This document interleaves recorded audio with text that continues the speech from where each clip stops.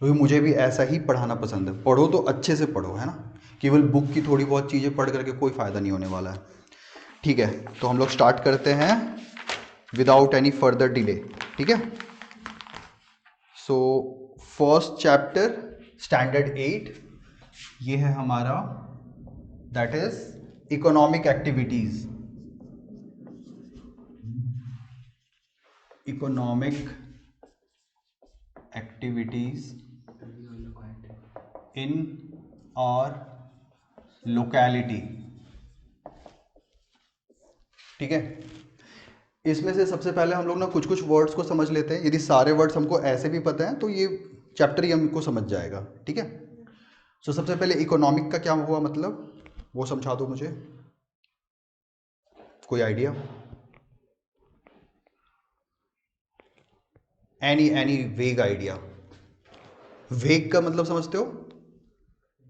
VAGUE, वेग मतलब कोई रफ, ऐसे ही ऐसे ही, मतलब वेग आइडिया इसको ऐसे कहते हैं। कोई वेग आइडिया, ऐसे रफ आइडिया है क्या कुछ? नहीं है ना। इकोनॉमिक का मतलब होता है, चेंजेस इन आवर सोसाइटी। नहीं बिल्कुल भी नहीं। इकोनॉमिक, इकोनॉमी से बना है इकोनॉमिक। ठीक है, सो इकोनॉमी, जहां पे इसका हिंदी मतलब होता है अर्थ शास्त्र। ठीक है, हिंदी का हो सकता है स्पेलिंग मेरा गलत हो, सो ध्यान ज़्यादा मत देना, बस है अर्थशास्त्र होता है। ये सुना है कभी अर्थशास्त्र? इकोनॉमी, है ना। बेसिकली पैसे की जब हम बात करते हैं ना, जहाँ पे पैसा इन्वॉल्व होता है, जिस एक्टिविटी में पैसा इन्वॉल्व हो गया, जिस काम में, उस चीज़ को हम इकोनॉमिक एक्टिविटी कहेंगे। तुम ऐसे ही गली में क्रिकेट खेलते हो, चेस खेलते हो, या बात करते हो, गप्पे लड़ाते हो, उसमें कहीं पैसा इन्वॉल्व हो रहा है क्या? नहीं हो रहा है ना, तो वो इकोनॉमिक एक्टिविटी नहीं है। ठीक है, उस तरह की एक्टिविटी को हम क्या कह सकते हैं? जो मस्ती और मौज के लिए तुम कुछ कर रहे हो, एक्टिविटी कर रहे हो, उसको हम कहते हैं रिक्रिएशनल एक्टिविटी। ये इंग्लिश वर्ड्स हैं, है ना। रिक्रिएशनल एक्टिविटी जो तुम सर ये फर्स्ट चैप्टर हिस्ट्री या सिविक्स या ज्योग्राफी है? ये इकोनॉमिक्स है। मतलब सर हिस्ट्री। नहीं नहीं नहीं नहीं, इकोनॉमिक्स है ये। इकोनॉमिक्स का मतलब हो गया जहाँ पे वही पैसे की, जहाँ पे हम बात करते हैं ना, वो है। सो जब तुम अपने लीजर, लीजर समझते हो? लीजर भी नहीं समझते हो? तुम लोग भी इंग्लिश में मुझे बहुत मेहनत करना पड़ेगा। सो पहले रिक्रिएशनल को लिखना है। रिक्रिएशनल का मतलब हो गया जो तुम्हारे मनोरंजन के लिए जो चीज़ें होती है ना, उसको हम लोग रिक्रिएशनल कहते हैं। ठीक है, रिक्रिएशनल। क्रिएशन का मतलब तो समझ रहे हो ना, बनाना, क्रिएशन। सो रिक्रिएशनल का मतलब हो गया फिर से कोई चीज़, जैसे तुमको कुछ अच्छा लगना चाहिए, मतलब तो लोग क्या करते हैं आजकल के डेट में? पॉटरी करते हैं। ठीक है, पॉटरी का मतलब वो नहीं, मटका वटका बनाते हैं घड़े का, वो खुद से बनाते हैं। तो इस this is known as recreational. तुम जाके या फिर क्रिकेट खेल रहे हो, या योगा कर रहे हो, या घूम रहे हो, कुछ अच्छा, मतलब तुम अपने लिए कुछ अच्छा मनोरंजन का साधन ढूंढ रहे हो, कुछ काम कर रहे हो, तो उसको हम लोग कहेंगे रिक्रिएशनल एक्टिविटी। ठीक है, और ये रिक्रिएशनल एक्टिविटी कब हम करते हैं? बेसिकली लीजर टाइम में अपने करते हैं। लीजर का मतलब जब हमारा वो फ्री टाइम होता है, उसको हम लोग लीजर टाइम कहते हैं। तुम्हारा लीजर पीरियड भी होता होगा ना, जैसे कि बच्चों को दे दो यार लीजर पीरियड, दे दो एक, मस्ती कर लो, कुछ कर लो ऐसे, है ना। सो ये लीजर टाइम पे तुम रिक्रिएशनल एक्टिविटी करते हो। ठीक है, तो तुम्हारी एक्टिविटी जो है वो दो तरह की हो सकती है, या तो रिक्रिएशनल एक्टिविटी होगी, या तो वो इकोनॉमिक एक्टिविटी होगी।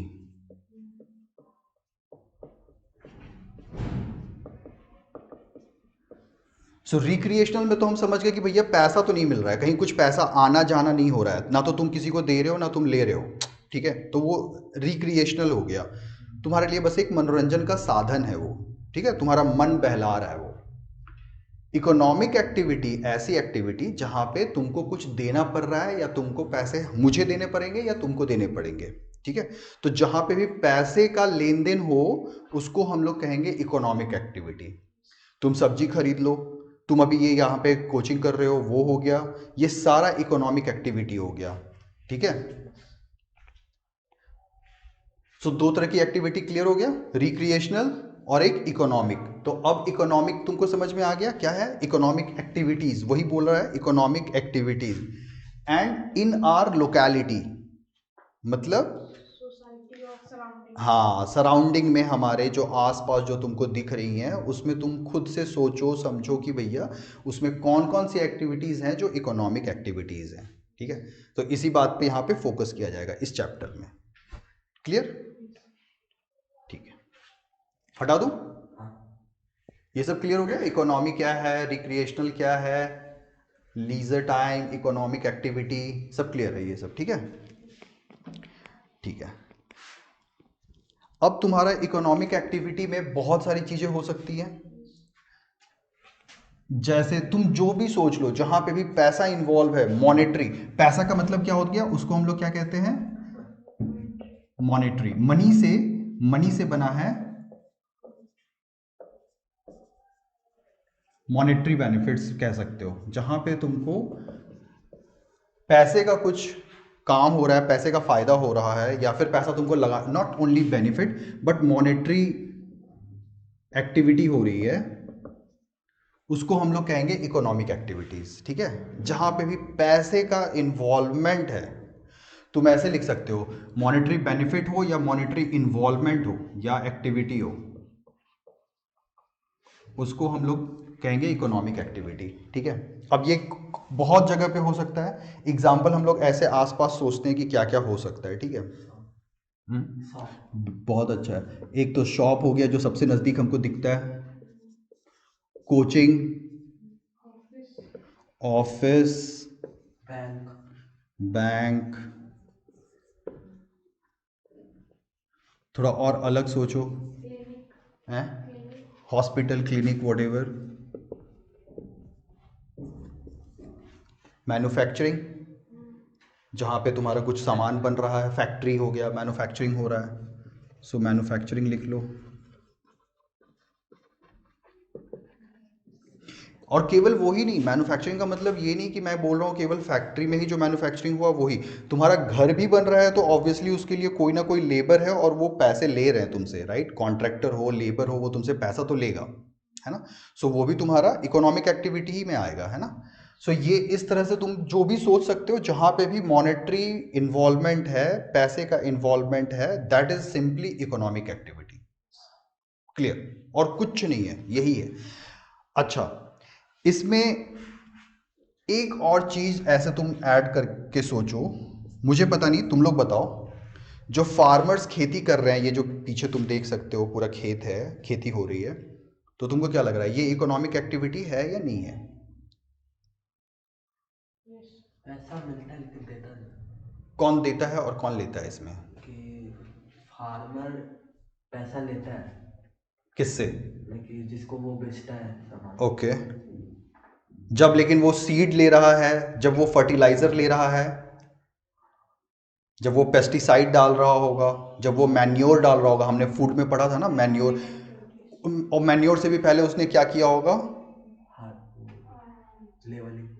लेवलिंग से भी पहले क्या किया होगा, प्रिपरेशन ऑफ नहीं बेटा, प्लोइंग, प्लोइंग करेगा ना, प्लोइंग किया होगा, तो प्लोइंग किया होगा तो ट्रैक्टर बुलाया होगा उसने, ट्रैक्टर में, और उसको पैसे भी लगे होंगे, देने पड़े होंगे, यदि उसका अपना ट्रैक्टर होगा तो भी उसको पैसे लगे होंगे, यू नो।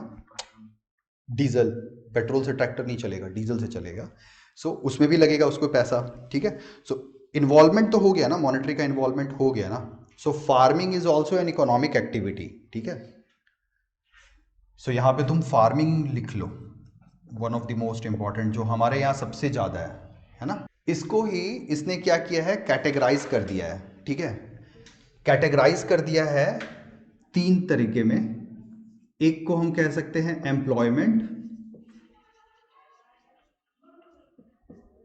एक है ऑक्यूपेशन, और एक कैटेगरी में आ गया बिजनेस। तो हम लोग इसमें से सोच करके देखेंगे एम्प्लॉयमेंट होता क्या है, पहले एम्प्लॉयमेंट क्या है वो समझ लो। ये तीन कैटेगरी हो गई। ठीक है, इकोनॉमिक एक्टिविटीज की तीन ब्रॉडर ये कैटेगरी हैं, तीन कैटेगरीज हैं। ठीक है, ये जो भी है ये एग्जाम्पल्स है, ऑल दीज आर एग्जाम्पल्स, है ना। अब हम लोग पहले इनको कैटेगरी को समझ लेते हैं और तब हम लोग को समझ में आ जाएगा ये जो एग्जाम्पल्स है वो किसके अंदर ये बैठ रहा है। ठीक है, तो एम्प्लॉयमेंट का मतलब क्या हुआ? किसी के लिए काम करना चाहिए। राइट, जैसे हमारे यदि मदर या फादर कहीं पे कोई काम कर रहे हैं, सो दैट्स एन एम्प्लॉयमेंट। ठीक है, एक कोई कॉन्ट्रैक्ट होता है, कॉन्ट्रैक्ट का मतलब क्या हुआ? कॉन्ट्रैक्ट का मतलब हुआ, हाँ, कोई एक कंडीशन है जिस, अब कंडीशन ऐसी हो सकती है कि तुम 8 घंटा मेरे लिए काम करोगे, सरकार बोलेगी या कोई कंपनी बोलेगी तुम 8 घंटा मेरे लिए काम करोगे एंड मैं उस 8 घंटे के लिए तुमको पैसे दूंगा, तो ये कॉन्ट्रैक्ट होता है ना। ये कॉन्ट्रैक्ट के हिसाब से ही एम्प्लॉयमेंट चलता है। ठीक है, एम्प्लॉयज़ एंड एम्प्लॉयर के बीच में इसमें क्या होता है, इसके बारे में हम ऐसे समझ सकते हैं, एम्प्लॉय एंड एम्प्लॉयर के बीच में एक कॉन्ट्रैक्ट होता है। ठीक है, उस कॉन्ट्रैक्ट में कंडीशंस मेंशन्ड होते हैं एंड उसके तहत इनमें पैसे की अदला बदली होती है।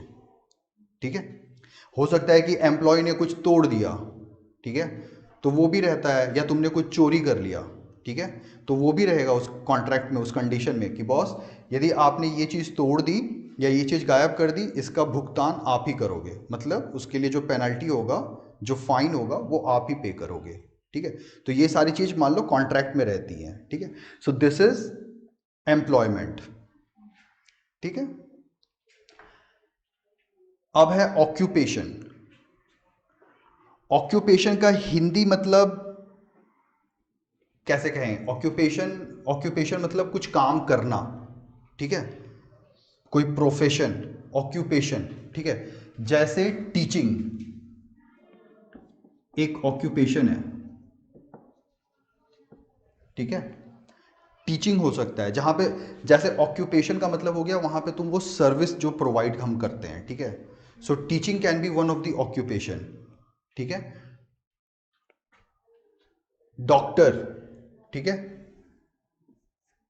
ये जो हेल्थ सर्विस में है वो एक ऑक्यूपेशन है। हाँ, वो उस काम को तुम ऐसे बोल सकते हो वो एक ऑक्यूपेशन, लेकिन इंजीनियर्स ऐसे काम नहीं करते हैं, वो एक एम्प्लॉयमेंट के अंदर ही काम करते हैं। राइट, मतलब एक एम्प्लॉयर उसको एम्प्लॉय करता है एंड देन फिर वो काम करते हैं। ठीक है, बट डॉक्टर्स क्या है, खुद भी वो देखते हैं, मतलब उनका वो काम है, वो सेवा कर रहे हैं, वो देख सकते हैं, मतलब घर पे भी तुम जाओगे उनके तो वो देखते हैं, है ना, मतलब ऐसा होता है। So this is occupation. ठीक है, एक प्रोफेशन है उनका, प्रोफेसर। ठीक है, तो ये उस कैटेगरी में आ गया। तो यहाँ पे भी इकोनॉमिक एक्टिविटी तो होगी, वो देखेंगे, ऐसा तो नहीं है कि वो फ्री में देखेंगे, टीचर है वो ऐसा तो नहीं है एकदम फ्री में पढ़ाएगा, वहाँ पे भी मॉनेटरी इन्वॉल्वमेंट होगा। So this is again, problem हो रही है क्या देखने में? ठीक है ना, और नहीं तो तुम आगे आ जाओगे तो भी कोई दिक्कत नहीं है, ऐसा लग रहा है। ठीक ना, तो दिस इज योर ऑक्यूपेशन। ठीक है, और लास्ट बिजनेस, जो शॉपकीपर्स हैं, पनवारी हैं। ठीक है, सो दिस इज बिजनेस। ये बिजनेस टाइप का इकोनॉमिक एक्टिविटी हो गया जहां पे आप, होलसेल मार्केट। हाँ, जहां पे आप प्रॉफिट के बारे में सोचते हैं, होलसेल हो गया, रिटेल हो गया। ठीक है, वो सब आप इसमें लिख सकते हैं, एंड ये प्रॉफिट के इर्द गिर्द घूमता है बिजनेस, मतलब केवल उनको प्रॉफिट चाहिए होता है कस्टमर से। ठीक है, तो उस बेसिस पे ये काम होता है economic activity. So business. Occupation में एक और सबसे अच्छा एक एग्जांपल जो easy and easy to understand है, ऑक्यूपेशन का मतलब जो हम काम कर रहे हैं वो वाला ऑक्यूपेशन, जो केवल अपना बेचारे करते हैं विदाउट कॉन्ट्रैक्ट, बस काम है तो वो कर रहे हैं। ठीक है, जैसे फार्मर्स। ठीक है, फार्मर्स का तो कोई कॉन्ट्रैक्ट तो होता नहीं है किसी के साथ कि भैया मैंने तो उसको कुछ बोला नहीं है, मेरे साथ तो उसकी कोई लिखा पढ़ी तो हुई नहीं है, बट वो कर रहा है। ठीक है, वो अपना काम करता है। सो फार्मर्स ऑक्यूपेशन, फार्मिंग जो होता है वो भी एक ऑक्यूपेशन है उनका, वो काम करते हैं, बट उस काम के बदले में वो कुछ देखते हैं, कुछ लेते हैं, जब वो बेचेंगे तो उनको पैसे मिलेंगे वहाँ पे। सो that is also N occupation. उसके यहाँ पे फार्मर्स के खेत में भी बहुत सारे लेबर्स जाते हैं काम करने के लिए। ठीक है, देखा होगा ना, अभी गेहूँ हो जाएगा तो फिर वो आएंगे लोग, काटने के लिए। थ्रेशर आएगा तो थ्रेशर, नहीं तो लोग फिर भी आते ही है ना कुछ कुछ करने। तो वो भी क्या है, वो भी ऑक्यूपेशन है, वो उनका लेबर्स का ऑक्यूपेशन है, वो करना काम, ठीक है। उनके साथ कोई कॉन्ट्रैक्ट तो होता नहीं है, ठीक है, बस वो काम करते हैं, उसके लिए वो कैश या काइंड लेते हैं। मतलब कैश और काइंड का मतलब क्या होता है? पैसा नहीं तो वो सामान जो काम का है। हाँ, कैश और इन काइंड, ठीक है, ये बोला ही जाता है, इट्स अ फ्रेज, है ना, कैश और इन काइंड। काइंड का मतलब इन काइंड, है ना, कैश और इन काइंड मतलब सामान, वो नहीं तो कुछ सामान। जैसे इन्होंने हाँ, यहाँ का तो नियम है ना, जैसे लेबर्स आते हैं, बहुत सारी लेडीज आती हैं, काटती हैं, जितना वो काटेंगी उसका कुछ हिस्सा वो ले लेती हैं, है ना। जैसे 10 ऐसे काट दिया बंडल, तो उसमें से एक बंडल उनका होता है, ऐसा कुछ होता है ना। चावल में भी होता है, चावल में तो होता है, धान में होता है, गेहूं का आई डोंट, गेहूं में आई थिंक नहीं होता है। वो वो जो अलग कीड़ा बनता है ना, उसको हाँ, फिर चुनती है, फिर घर लेके पिसवा लेती है कहीं और जाके। अच्छा, खेत में चुन लेती है, जो पीस पीस बचा रहता है हाँ हाँ वही हाँ, उठा के लेके चले जाती अच्छा, तो ये है तुम्हारा, ठीक है, ये क्लियर हो गया, ये सब आ गया समझ में, ठीक है, नॉर्मल है ये सब बातें। अब हम लोग बात करेंगे रूरल और अर्बन के बारे में, ठीक है। सो ये क्या है, ये मुझे समझाओ। है। रूरल मतलब ग्रामीण, यस, अर्बन मतलब शहर का इलाका। शहरी इलाका, जो शहरी है चीज़ें। तो ये डिफाइन हम लोग कैसे करते हैं, मतलब कैसे समझते हैं कि किसी जगह पे हमें रात में कोई लेके गया आंख बंद करके और हमें कहीं पे छोड़ दिया, सुबह हुई एक वो नई जगह एकदम, हम कैसे आइडिया लगा लेंगे कि अरे यार ये रूरल एरिया या अर्बन एरिया है? वहाँ का by जगह देख के seeing पेड़ their पौधा। surrounding and surrounding. तो सराउंडिंग में क्या क्या चीज़ हम देखेंगे जिससे हम डिस्टिंग्विश कर सकते हैं कि ये रूरल है या अर्बन है? फसल देखेंगे। The roads. हाँ, एक तो पहला तो हम देख लेंगे वहाँ पे फील्ड्स वगैरह दिख रहे हैं क्या, ठीक है, खेत। Mud road. हम रोड की क्वालिटी देख करके हम बता सकते हैं। हम्म हम वहाँ पे व्हीकल्स को देखेंगे, उससे हम समझ जाएंगे। शहर होगा तो वहाँ पे फोर व्हीलर्स बहुत ज़्यादा तुमको रोड्स पे दौड़ते हुए दिखेंगी, The buildings. बिल्डिंग्स दिखेंगी तुमको, अलग टाइप की घर जो होती हैं, है ना। सो मड हाउस। बिल्डिंग्स हैं, मड हाउस। हाँ, तो वही बिल्डिंग्स में ही क्या है, वहाँ पे तुमको मल्टी स्टोरे, अर्बन में तुम जाओगे तो तुमको मल्टी स्टोरे बिल्डिंग्स मिलेंगी, वाइल जब यहाँ पे तुम आओगे गांव में तो तुमको इधर 1 और 2 स्टोरे मैक्सिमम मिलेंगी बिल्डिंग्स, है ना। या फिर बहुत ज़्यादा वो रूरल है और भी बहुत वहाँ पे गरीब हैं, मान लो रहते हैं लोग, तो वहाँ पे वो मड हाउस में भी रहेंगे, जो कच्चा घर होता है ना, मिट्टी का घर कह लो। सो ये सब है। व्हीकल्स में तुम समझ गए कि वहाँ पे तुमको साइकिल ज़्यादा दिखेगा, रूरल है तो थोड़ा बहुत बाइक जरूर दिखेगा, आजकल तो bikes it's a common necessity है, तो बाइक्स भी दिखेगा तुमको, बट कार बहुत ज़्यादा तुमको नहीं दिखेंगे रूरल में, ठीक है। लेकिन यहाँ तुमको कार एक्सेसिवली दिखेगी, ठीक है। उसके बाद तुम्हारा रोड्स का क्वालिटी 100% डिफरेंट होगा रूरल में और अर्बन में। फील्ड्स भी ज़रूरी है कि शहर में तुमको यार जगह ही नहीं है तो वो खेत कहाँ पे ही रहेगा और खेती करेगा कौन, ठीक है। तो खेती जब तुमको जब भी मिलेगी तो तुमको रूरल में मिलेगी, ठीक है। सो ये सब पॉइंट्स के हिसाब से हम ये आइडेंटिफाई कर लेंगे कि हम रूरल में हैं या अर्बन में हैं, डन है। अब ये जो रूरल है, रूरल में जो मेन ऑक्यूपेशन है वो क्या होता है? Agriculture. एग्रीकल्चर या फिर उसी से रिलेटेड इकोनॉमिक एक्टिविटीज होती हैं,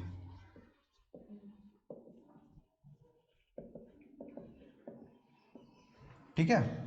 agriculture and related economic activities, जैसे एग्रीकल्चर तो हम समझ गए कि फार्मिंग हो रही है, खेत में किसान जा रहे हैं, सो दैट इज एग्रीकल्चर हो जाएगा, ठीक है। उसी में सामान को लेकर के आना जाना, ये भी एग्रीकल्चर का ही पार्ट हो जाएगा थोड़ा। एंड और उसी से रिलेटेड इकोनॉमिक एक्टिविटीज का मतलब हो गया तुमको वहां पे घर में पोल्ट्री दिखेगी, ठीक है, तुमको वहाँ पे काउस दिखेंगे मिल्किंग के लिए, ठीक है, तुमको बुफेलोज दिखेंगे और गोट्स रहेंगे एंड तुमको चिकन्स वगैरह भी दिखेंगे वहाँ पे, हैंस, चिकन। फिर फिशरी करेंगे वो छोटे छोटे पॉन्ड्स में, ठीक है। तो इसको एक और वर्ड कहा जाता है, हैंस एंड चिकन जो होते हैं ना, इसके लिए एक और वर्ड यूज़ किया जाता है। वो वर्ड क्या होता है? वो तुम लोग के बुक में है एंड तुम लोग को वो प्रॉब्लम होगी बाद में यदि नहीं अभी समझोगे तो। सो दिस इज फाउल, ठीक है। हैंस और चिकन के लिए यूज़ किया जाता है, दिस इज फाउल कहते हैं उसको, ठीक है। FOWL है ना, तो ये लिख लेना इसको कि हैंस एंड चिकन। सो ये तुम्हारा हो गया। अब इसमें जो है ना, ये जो एग्रीकल्चर करते हैं, फार्मर्स करेंगे जो एग्रीकल्चर एक्टिविटीज में इन्वॉल्व होंगे। अच्छा यहाँ पे लिखता हूँ, छोड़ो। तो ये जो फार्मर्स होते हैं इनकी कैटेगरीज होती हैं, ठीक है। फार्मर्स तुम्हारे हो सकता है कि वो तुम्हारे बिग फार्मर्स हों, बड़े किसान, या मीडियम स्केल फार्मर हो सकते हैं, या स्मॉल फार्मर हो सकते हैं, एंड या फिर वो मार्जिनल फार्मर हो सकते हैं, ठीक है। एंड लास्ट लैंडलेस फार्मर भी हो सकते हैं, ठीक है। थोड़ा देर हम लोग रुकेंगे, रुक जाओ, पहले ये करते हैं इसको फिर लिखना, ठीक है। तो जैसे बिग फार्मर जो हैं ये हम लोग किसको कहते हैं, इसका एक डेफिनेशन है।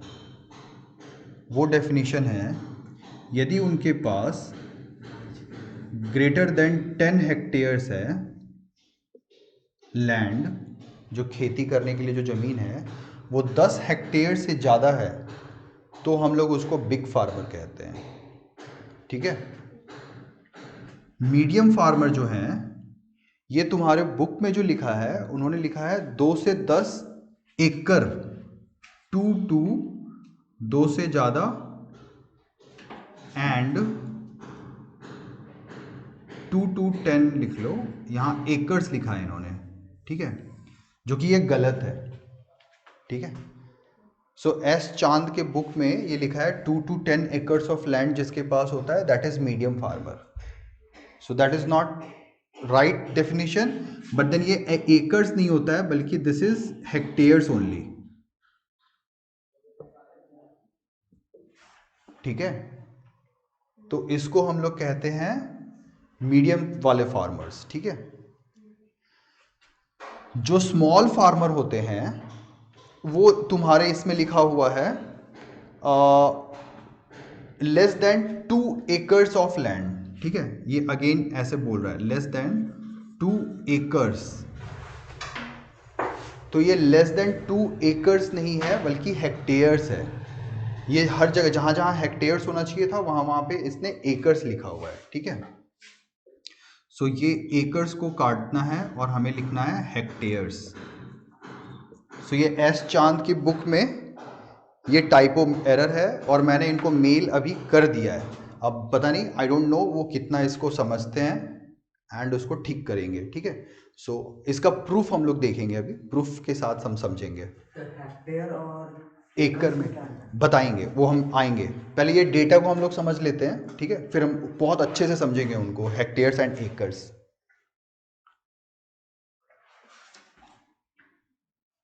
और फिर आ जाता है स्मॉल से भी छोटे होते हैं मार्जिनल फार्मर्स, ठीक है। मार्जिनल फार्मर्स वो होते हैं जिनके पास लेस देन 1 हेक्टेयर लैंड होता है, ठीक है। 1 मिनट। इसमें मार्जिनल तुम लोगों में दिया नहीं है इन्होंने, ठीक है, so don't worry, but marginal होते हैं, ठीक है। So you just need to know कि मार्जिनल जो होते हैं वो 1 हेक्टेयर से जो कम होते हैं ना, वो मार्जिनल फार्मर्स होते हैं, और लैंडलेस फार्मर्स तो वो होते हैं जिनके पास ज़मीन ही नहीं होती है, ठीक है। तो यहाँ पे हर जगह जहाँ जहाँ उन्होंने ना एकर्स लिखा हुआ है, यहाँ पे भी एकर्स लिख दिया है, एकर्स है ही नहीं, डेफिनेशन में एकर्स नहीं आएगा, हेक्टेयर्स ही होगा, हर जगह हेक्टेयर्स ही याद रखो, ठीक है। और आई इंसिस्ट कि तुम लोग अपने स्कूल में अपने टीचर को ये बताना, ठीक है। तो अब हम लोग पहले समझते हैं कि हेक्टेयर और एकड़ का ये रिलेशन क्या है। ये देखो, 1 हेक्टेयर में तुम्हारा 2.47 एकर्स होता है, ठीक है, एकर्स छोटा हुआ। सो लगभग तुम इसको ऐसे मान लो, दिस इज लाइक लगभग अप्रॉक्सीमेट, हम इसको क्या कह सकते हैं, 2.5 कह सकते हैं, 47 इज लाइक 50 के नज़दीक है ना, so we can say this is 2.5 acres of land. ये मिलकर के बनाता है 1 हेक्टेयर, ठीक है। सो जब वो हम कहते हैं वहाँ पे 1 एकड़ या 2 एकड़, स्मॉल वाले 2 एकड़ से कम है, मार्जिनल 1 एकड़ से कम है, तो तुम्हारे बुक में जो स्मॉल तक का दिया है, स्मॉल फार्मर्स तक का दिया है, तो उनके लिए लिखा है उन्होंने लेस देन 2 एकड़ ऑफ लैंड, ठीक है। लेकिन मैं कहता हूँ less than 2 hectares of land is the right one, ठीक है। मतलब देख लो इसमें डिफरेंस कितना हो सकता है। 2 हेक्टेयर का मतलब हो गया लगभग 2 इंटू 2.5 एकड़, दैट विल बी 5 एकड़, 2 हेक्टेयर का मतलब, और वो बोल रहा है केवल 2 एकड़ से कम ये होता है, ठीक है। तो हम लोग देखेंगे इसको, प्रूफ में समझेंगे, बट इसके पहले और समझो। अब ये हेक्टेयर और एकड़ में तो हम लोग को समझ में नहीं आ रहा है कि यार ये एक्चुअल में क्या है, विजुअलाइज हम नहीं कर पा रहे हैं, ठीक है। क्यों? क्योंकि हमारे पास जो चलता है वो ज़्यादातर चलता है बीघा, स्क्वायर फीट, इंच विंच में नहीं, जमीन कितना नापोगे यार, पागल हो जाओगे, स्क्वायर फीट एंड कट्ठा, ठीक है। हम लोग को इसमें समझता है बात, ठीक है। तो हम लोग यहाँ तक थोड़ा थोड़ा समझ लेंगे ताकि आइडिया लग जाएगा कि कितना ज़मीन को हम यहाँ पे बता रहे हैं, कि वो गरीब किसान होंगे या मीडियम वाले किसान होंगे या अमीर किसान होंगे, ठीक है। तो देखो, 1 बीघा में सबसे पहले बीघा और कट्ठा में रिलेशन है, ठीक है। सो बीघा से छोटा कट्ठा होता है और कट्ठा से छोटा स्क्वायर फीट होता है, ठीक है। सो 1 बीघा में लगभग 13 कट्ठा होता है, ठीक है, 13 पॉइंट समथिंग, मतलब 14 कट्ठा कह लो, नहीं सॉरी, 1 बीघा में 20 कट्ठा होता है, सॉरी, ठीक है। 1 बीघा में 20 कट्ठा होता है, लगभग 19 पॉइंट समथिंग है, तो हम वैसे मान लेंगे। 1 कट्ठा में लगभग 1300 स्क्वायर फीट होता है, 1 कट्ठा में 1300, बहुत जगह 1300 माना जाता है, तुम लोगों ने शायद सुना होगा, बहुत जगह 1000 स्क्वायर फीट ही मानते हैं, 1 कट्ठा को 1000 स्क्वायर फीट में ही बोलते हैं, और जैसे इसका 1000 स्क्वायर फीट भी हम बोलते हैं बहुत जगह कट्ठा, और बहुत जगह जैसे इस जगह पे जहाँ पे हम हैं वहाँ पे 1 कट्ठा में कितना होता है, कितना स्क्वायर फीट होता है, जितने में तुम लोगों का घर वर भी बना होगा, लगभग बहुत कम 720 स्क्वायर फीट यहाँ पे, ठीक है, इस जगह पे। सो बट गंगा के उस पार हम लोग जाते हैं ना, तो वहाँ पे 1000 चलता है, बहुत जगह बाहर, बहुत जगह 1000 भी माना जाता है बाहर के स्टेट्स में, और गंगा के उस पार तो 1300 स्क्वायर फीट माना जाता है। तो हम इसमें से कोई भी एक मान लेते हैं, हम 1000 स्क्वायर फीट को ले लेते हैं एक स्टैंडर्ड, ठीक है। जगह जगह के हिसाब से कट्ठा में स्क्वायर फीट अलग होता है, हम 1000 वाला पकड़ लेते हैं, ठीक है। तो हम मानते हैं कि ये सबको हम हटा देते हैं, और मेरा हो गया यहाँ पे 1000 स्क्वायर फीट, ठीक है, 1 कट्ठा में हो गया 1000 स्क्वायर फीट, ठीक है। अब है तुम्हारा 1 एकड़ में हम समझते हैं होता है लगभग 1.6 बीघा। मतलब इसको मान लो अभी के लिए 2 बीघा, ठीक है। 1.6 को हम 2 लिख सकते हैं, अप्रोक्सीमेशन है। 2 बीघा हम कह सकते हैं, 1 एकड़ में मेरा 2 बीघा होता है। अब यदि हम यहां से आते हैं, ठीक है, तो 2 बीघा का मतलब हो गया, इस बीघा को पहले कट्ठा में चेंज करेंगे। 1 बीघा में 20 कट्ठा होता है, तो ये कट्ठा में हम इसको कितना लिख सकते हैं 2 बीघा को? 40। हाँ, सो 2 इंटू 20 विल बी कट्ठा, मतलब 40 कट्ठा। 1 एकड़ में 40 कट्ठा हम कह सकते हैं। एंड हम जानते हैं 1 कट्ठा में फिर 1000 स्क्वायर फीट होता है। तो यदि इसको हम स्क्वायर फीट में फिर बोलना है तो हम क्या बोल सकते हैं, 40 कट्ठा मतलब कितना स्क्वायर फीट हो जाएगा? 40 गुना 1000, सो 2 इंटू 20 तो था ही, इसमें और हम कर देंगे 1000। तो ये हम लोग अब इसको स्क्वायर फीट कह सकते हैं। मतलब हो गया तुम्हारा 40, नहीं रे, 40,000 स्क्वायर फीट होगा, ठीक है। 1 एकड़ में हो गया 40,000 स्क्वायर फीट, ठीक है।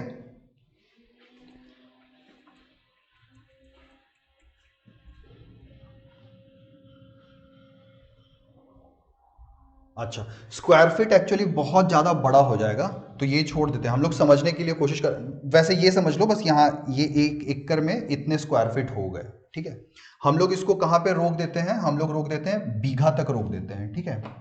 सो हम लोगों ने देख लिया था 1 एकड़ में हो गया 2 बीघा, ठीक है। सो यहां पे आते हैं हम, 1 एकड़ में है मेरा 2 बीघा। इसका मतलब इसको यदि 1 हेक्टेयर को मुझे बीघा में लिखना है तो अब मुझे क्या करना पड़ेगा? नहीं नहीं, 1 हेक्टेयर में 2.5 एकड़ था ना, अब इसी 1 हेक्टेयर को मुझे एकड़ की जगह पे बीघा में लिखना है, तो मल्टीप्लाई बाय 2 कर देंगे ना, क्योंकि 1 एकड़ में 2.5 इंटू 1 एकड़ है ना, तो ये 1 एकड़ की जगह हम 2 बीघा लिख सकते हैं ना, तो इसको हम लोग 5 बीघा कह सकते हैं। मतलब 1 हेक्टेयर में 5 बीघा होता है, ठीक है। और यदि हम, हाँ, सो ये वाला एरिया है जगह, ठीक है। सो अब हम लोग को यहां से ये समझ में आ गया 1 हेक्टेयर बराबर 5 बीघा एंड 1 एकड़ के बराबर 2 बीघा है, ठीक है। तो जो डेफिनेशन कहता है वो कहता है हमेशा हेक्टेयर में, ठीक है। अब इन्होंने लिख दिया एकड़, इसका मतलब इस बुक के हिसाब से 2 बीघा से जो कम है वो मार्जिनल हो गए, इस हिसाब से तो यही हो गया ना। और इन्होंने क्या क्या कहा है, लार्ज वाले के लिए तो ठीक है, लार्ज वाले के लिए इन्होंने बोला है 10 हेक्टेयर से ज़्यादा, 10 हेक्टेयर से ज़्यादा वो सही बोला है इन्होंने। मीडियम वाले को इन्होंने बोल दिया है 2 से 10 एकड़ बोल दिया है, जबकि यहाँ पे एकड़ नहीं होना चाहिए, यहाँ पे हेक्टेयर होना चाहिए। बहुत ज़्यादा का अंतर हो जाएगा ना, देख रहे हो ना तुम, ठीक है। यहाँ पे हेक्टेयर होना चाहिए। एंड स्मॉल को इन्होंने बोला है लेस देन 2 एकड़, ठीक है। लेस देन 2 एकड़ का मतलब ये 4 बीघा से कम के लिए बात कर रहे हैं, लेकिन ये होता है लेस देन 2 हेक्टेयर, मतलब 10 बीघा से जो कम होगा वो स्मॉल होगा, ठीक है।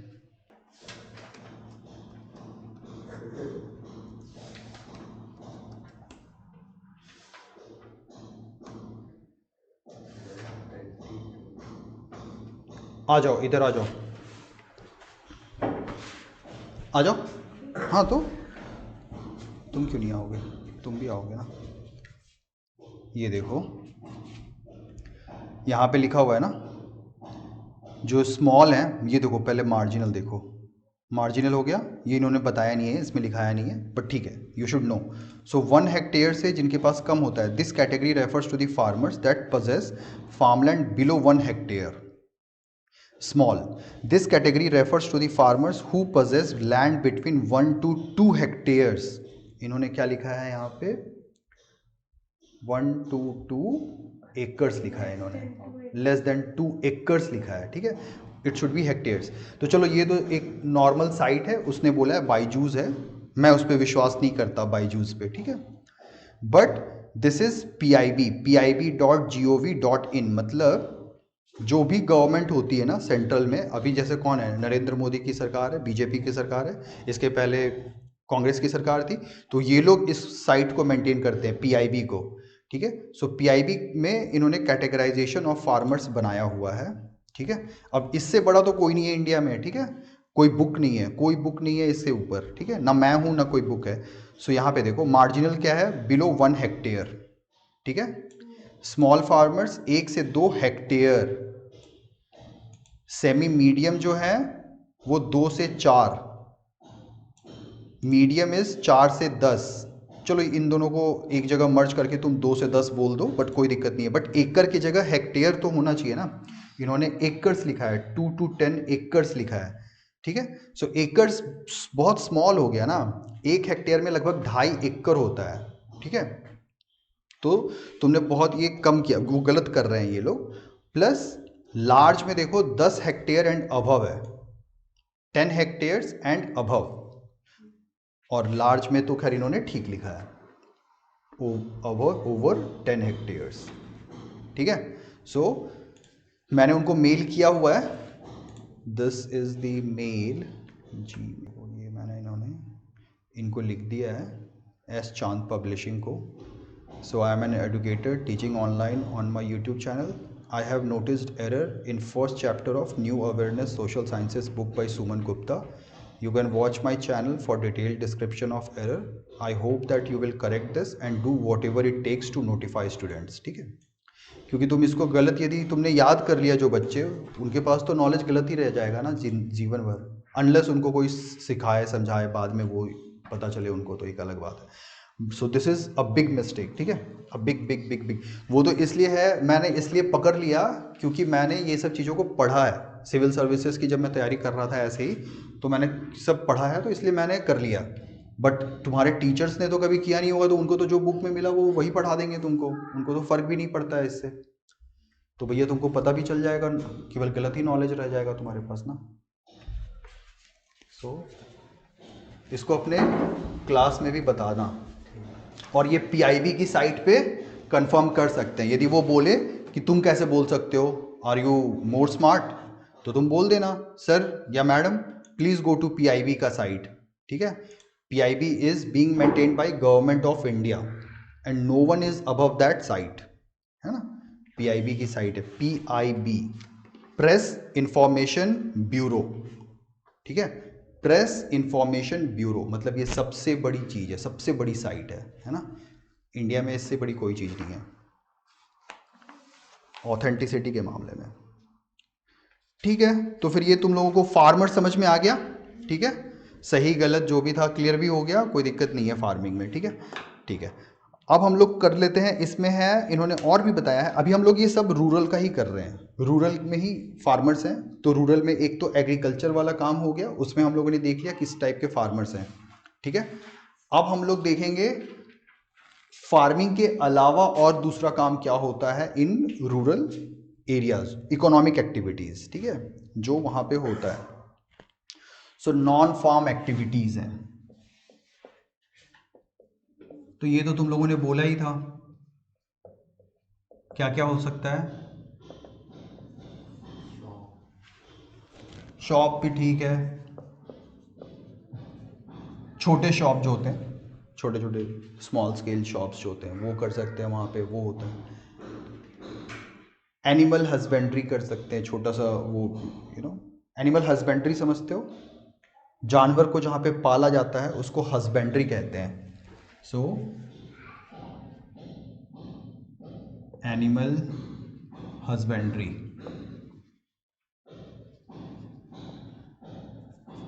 इसमें तुम्हारा जो पोल्ट्री वगैरह है ना वो आ जाएगा इसमें, ठीक है। इसी एनिमल हस्बेंड्री में ही तुम्हारा पोल्ट्री आ जाएगा, तुम्हारा डेयरी फार्मिंग आ सकता है इसमें, तुम्हारा फिशिंग आ सकता है, फिशरी, ठीक है। ये सब इसी में आ जाएगा तुम्हारा एनिमल हस्बेंड्री में। सो ये वर्ड पता नहीं इसमें है या नहीं है, आई थिंक नहीं है, बट ये वर्ड तुम लोग को जानना चाहिए, ठीक है। ये तुम लोग को ज़्यादा अच्छा बनाता है, बाद में बड़े क्लास में जाओगे तो वो सब पढ़ना ही पड़ेगा, एनिमल हस्बेंड्री, ठीक है, जानना भी चाहिए। सो ये है। फिर इसके हिसाब से और है handicraft and small scale industry. Handicraft जैसे वो टोकरी वगैरह बनाते हैं ना, छोटा छोटा टोकरी बनाते हैं बहुत जगह पे। एंड स्मॉल स्केल मतलब वो फिर बहुत बार तुमने देखा होगा वहाँ पे औरत वगैरह बीड़ी भी बनाती हैं, है ना, घर पे ही बैठ करके वो पत्ते से ही कुछ कुछ मोड़ करके फोल्ड करके बीड़ी वगैरह बनाते हैं, ठीक है। बहुत ज़्यादा होता है ये सब भी काम गांव में, रूरल एरिया में, ठीक है। सो ये सब आ जाएगा तुम्हारा handicraft and small scale industry. इसमें तुम्हारा और क्या आ सकता है गांव में, रूरल एरिया में, बहुत जो कि एकदम फार्मिंग से ही रिलेटेड है। मान लो किसान ने सरसों उगाया, ठीक है, तो वो सरसों से तेल भी तो निकलवाएगा कहीं पे, तो वो मिल होते हैं वहाँ पे, अच्छे खासे मिल्स होंगे जो वहाँ पे ये काम करवाते हैं।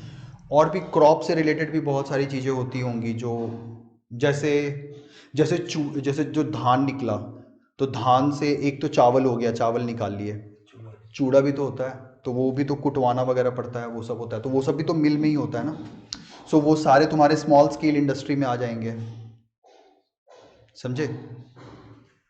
और हैंडीक्राफ्ट में वही जैसे टोकरी वगैरह बनाते हैं बहुत सारे, हर स्टेट में जो रूरल एरिया है वहाँ के हिसाब से वो अलग अलग काम करते हैं। जैसे छत्तीसगढ़ साइड जाओगे तो वो पत्ते का बहुत सारा चीज़ बनाते हैं, उड़ीसा जाओगे तो वो बहुत अच्छा कलाकृति करते हैं, मतलब वो ड्राइंग वगैरह बनाते हैं किसी किसी चीज़ पे, बहुत अच्छा सा मिट्टी के बर्तन वर्तन होते हैं उस पे बनाते हैं, ठीक है।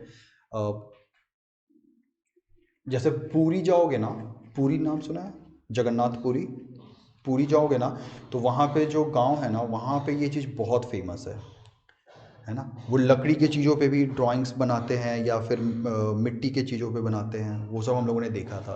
तो मतलब ये सब आ गया तुम्हारा handicraft and small scale industry जो वहाँ पे चलता है बहुत ज़्यादा रूरल एरियाज़ में, ठीक है। फिशरी हम लोग समझ गए, पोल्ट्री हम समझ गए, डेयरी फार्मिंग हम समझ गए, शॉप्स वगैरह, ठीक है।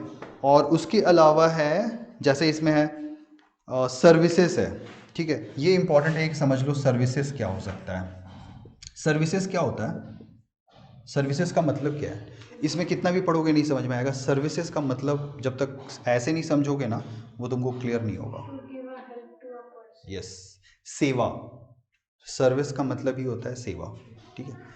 सो सर्विस करने का मतलब है, सर्विस देने का मतलब है, जैसे एनजीओ होते हैं वहाँ पे, ठीक है। एनजीओ और भी जगह होते हैं, शहर में भी होते हैं, बट वो लोग क्या करते हैं, कुछ सेवा प्रदान करते हैं, वही in return of some cash और इन काइंड, ठीक है। सो उसको हम सर्विसेज कहते हैं।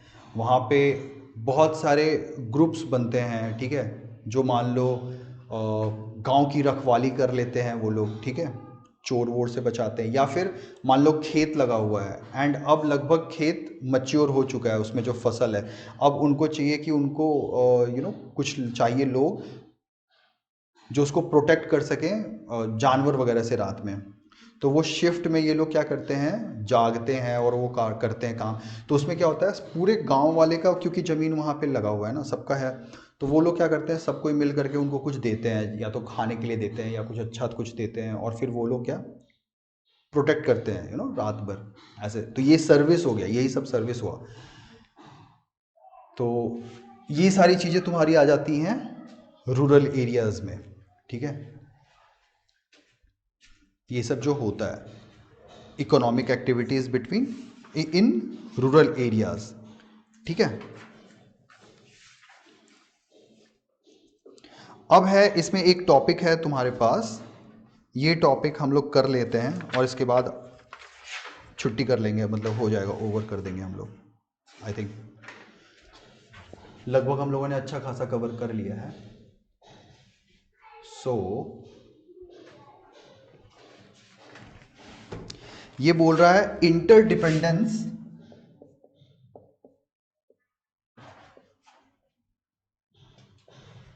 Between rural and urban.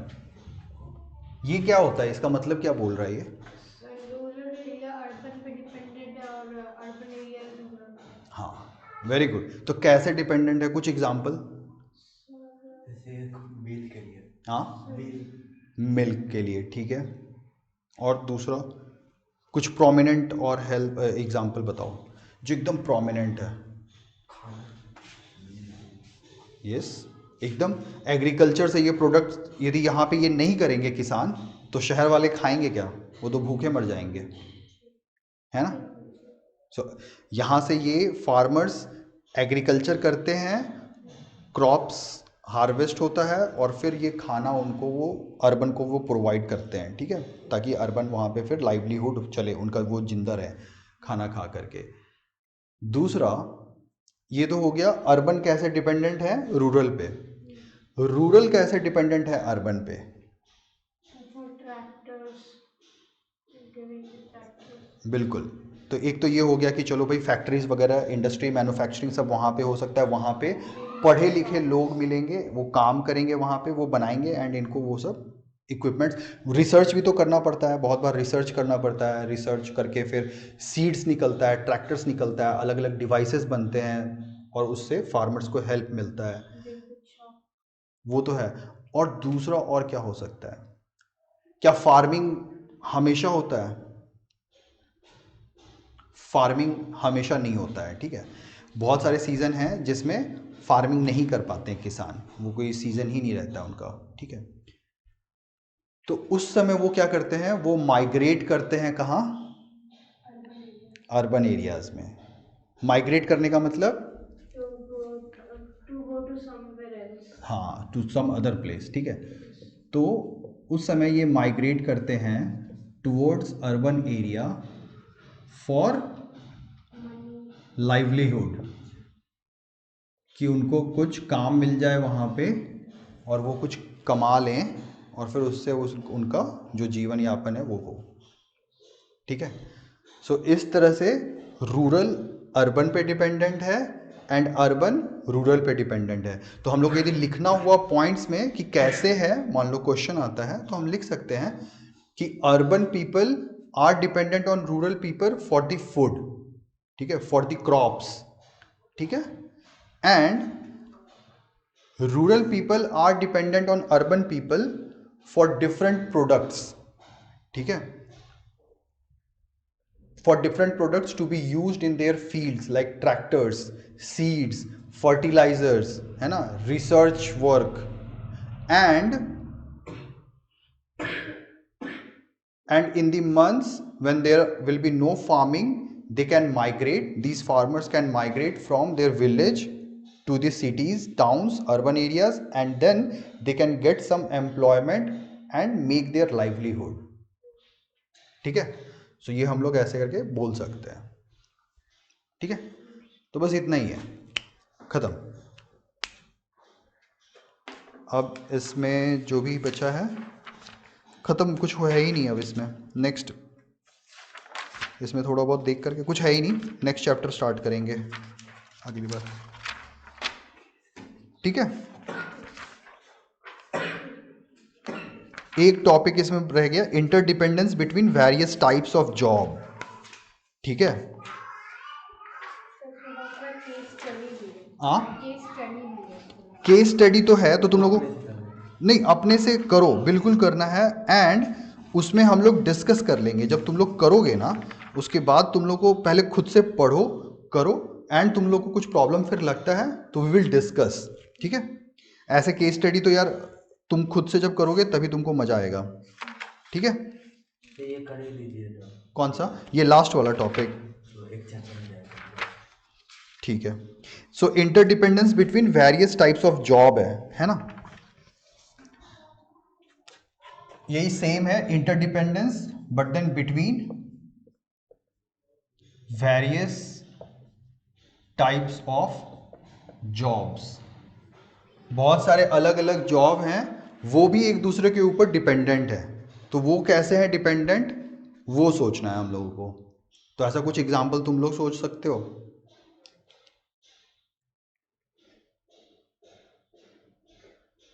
Wholesaler provides the food to the retailer. नहीं, अब खाने से अलग हो जाओ, खाने में कुछ खास नहीं मिलेगा ये वाला, कहीं और देखो, कहीं और सोचो।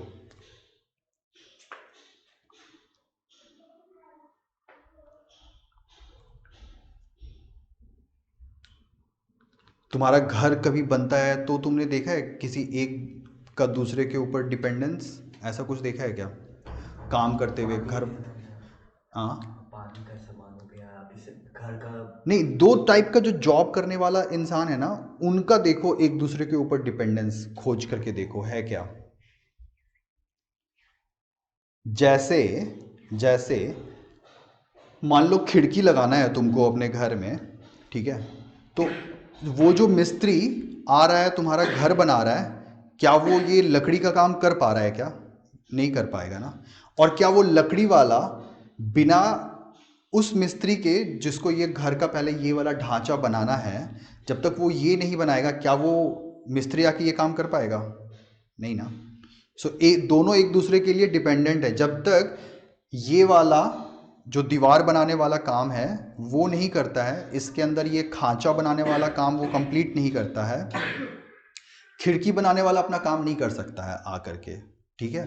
सो तुमको यहाँ पे ही मिल गया interdependence between two types of job, ठीक है।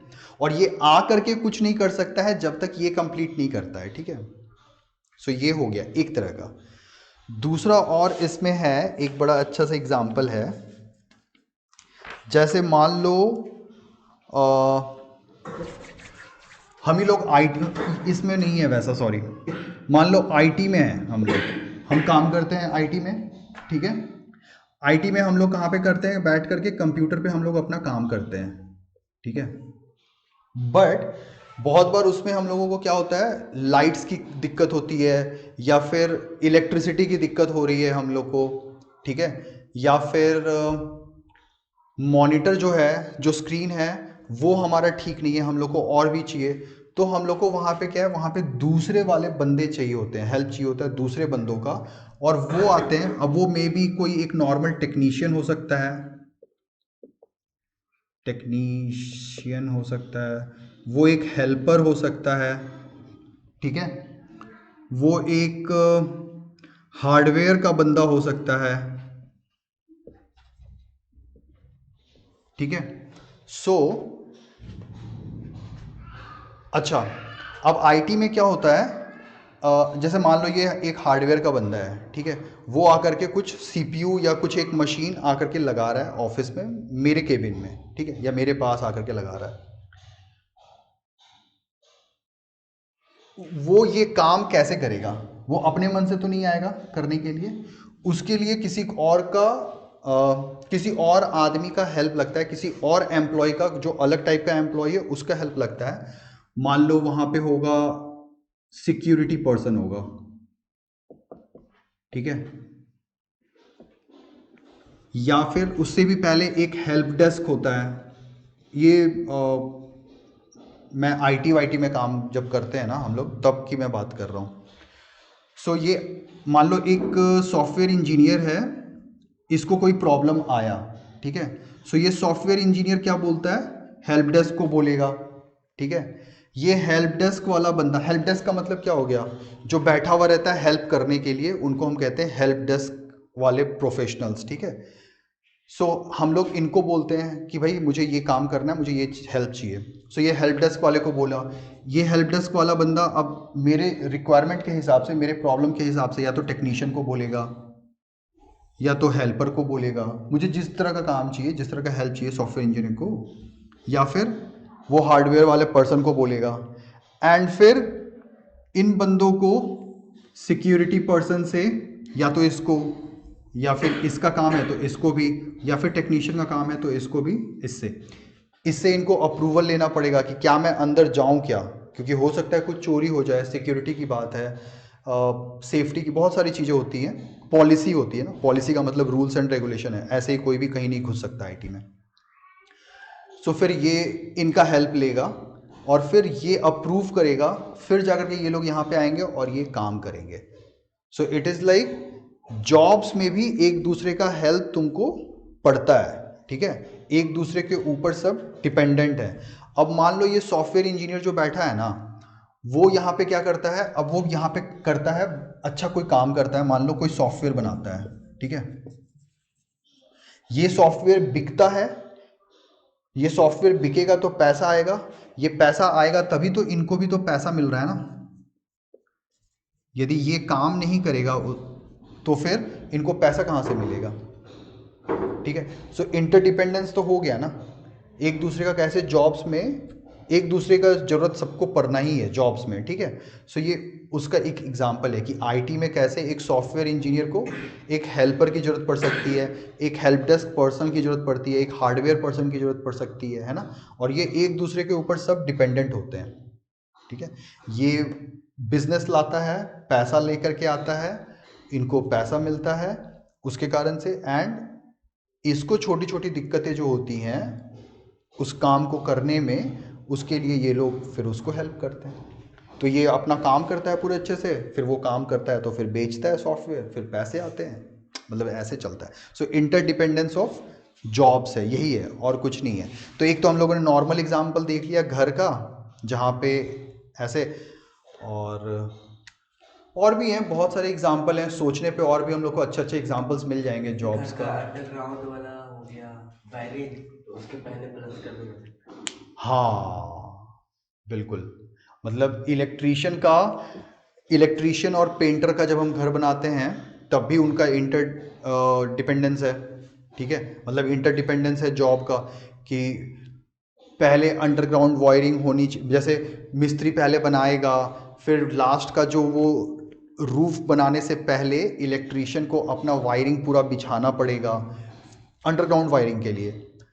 अब यदि इलेक्ट्रीशियन ने वायरिंग नहीं बिछाया तो अंडरग्राउंड होगा नहीं, फिर तुमको फिर बाहर से पूरा देना पड़ेगा, यू नो। तो यही है इंटरडिपेंडेंस ऑफ जॉब्स, यही है ना। सो एक दूसरे का हेल्प, दैट्स इट।